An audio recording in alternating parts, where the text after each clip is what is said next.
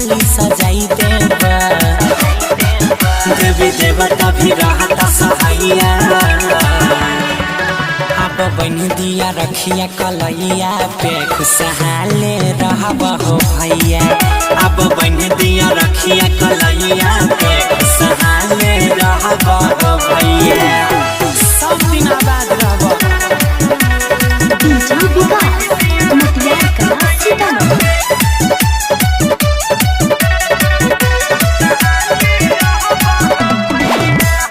Ganpati recording studio Bhawanipur.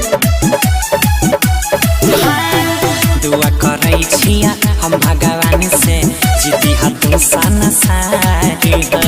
राखी के मतलब होई छै भैया भाई बहिना के प्यारी हो सब दिन साथ रहिया दुआ करै छिया हम भगवान से जीती पूरा संसारी हो राखी के मतलब होई छै भैया भाई बहिना के प्यारी हो कटनी के सुख तोहार समैया अब बन दिया रखिया कलैया पे खुशहाले रहब हो भैया अब बन दिया रखिया कलैया पे खुशहाले रहब हो भैया बनवाइले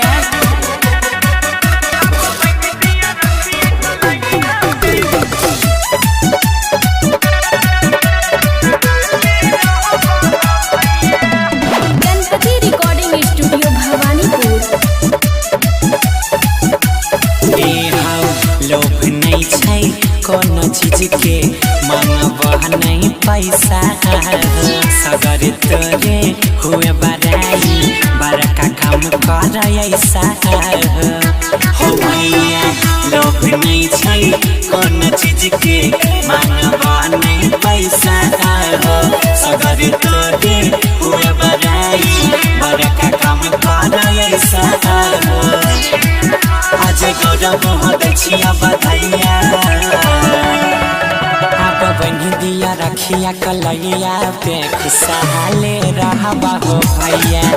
अब बन दिया रखिया कलैया पे खुशहाले रहब हो भैया